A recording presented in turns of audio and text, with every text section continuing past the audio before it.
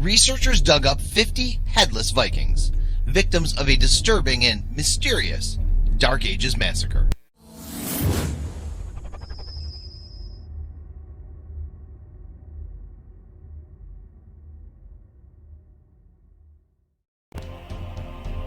The quarry was located in an area of outstanding natural beauty on top of Ridgeway Hill in the county of Dorset. In the past, the site would have marked a crossroads and a prominent Roman road.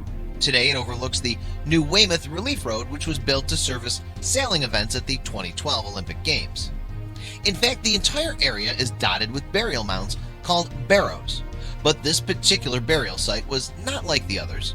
The people buried here had not died peacefully or from natural causes. Indeed, according to the archaeologists who found them, they'd been brutally executed. Skanska Civil Engineering, the company responsible for constructing the relief road, commissioned Oxford Archaeology to start excavating the site in September 2008. Using cutting-edge technology to pinpoint the position of the bones, the archaeologists retrieved some 54 skeletons and 51 skulls. All of the victims were men, most of them no more than 25 years old, and their decapitated bodies had been buried in a heap, with their severed heads in a pile at the side. What's more, 3 of the victims' skulls were missing, suggesting they may have been kept as mementos, or perhaps placed on spikes to warn passing travelers. Meanwhile, a series of unexpected revelations came to light when the remains were subjected to forensic examination. Firstly, radiocarbon tests showed that the bones, despite being found in a Roman quarry, were not much more than 1,000 years old. To be precise, they dated from between 910 AD and 1030 AD.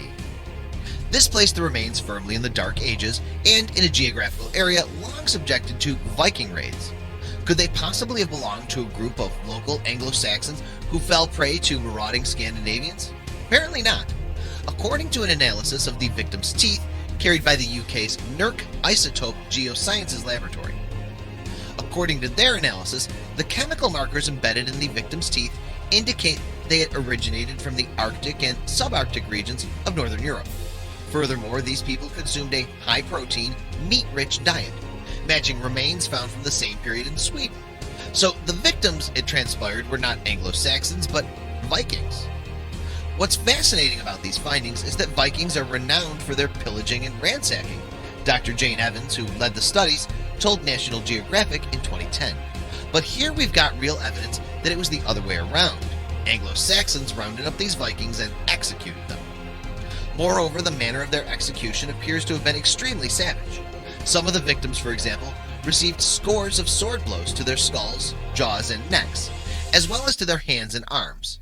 This suggests that the Vikings didn't go down without a fight. In fact, the Vikings were decapitated from front to back, meaning that they'd been facing their executioners. Meanwhile, since no clothing, possession, or other artifacts were found in the grave, it's likely that the victims were stripped naked too. All in all, they appeared to have suffered a horribly degrading and grisly fate. So then, who exactly were these unfortunate travelers, and what had they done to provoke such wrath from the locals? One of the most intriguing theories, posited by Dr. Britt Bailly of Cambridge University, connected them to an elite fraternity of Viking warriors known as the Jomsviking. The Jomsvikings, thought to have been founded by Harold Bluetooth, were notorious for their ferocity and bravery. Stories of the Jomsvikings traveled around the medieval world and would almost certainly have been indicative of some of the practices of other bands of mercenaries, or may have even been imitated by other groups, Bailly told the Cambridge University website. Indeed, that the Vikings faced their executioners at the moment of death suggests that they were attempting to emulate the Jomsvikings. I am content to die, as are all our comrades, goes the old Jomsviking saga. But I will not let myself be slaughtered like a sheep. I would rather face the blow, strike straight at my face, and watch carefully if I pale at it.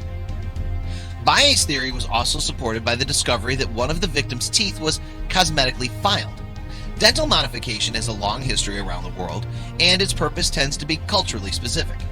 In this case, the victim may have been trying to copy Harold Bluetooth, who was known to have filed his teeth and painted them with blue paste.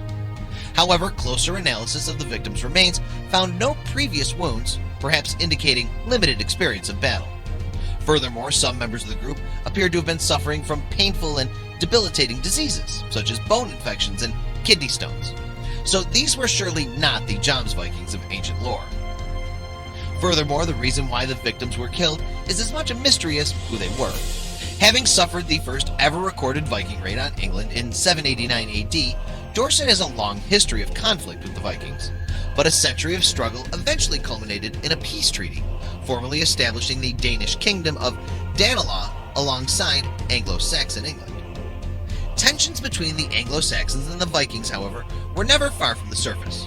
On November 13, 1002, in retaliation for a series of raids, the Anglo-Saxon king, Athelred the Unready, ordered the execution of every Danish man in England, and Dr. Bye believes that this event, the so-called St. Brice's Day Massacre, may have something to do with the grave found in Dorset.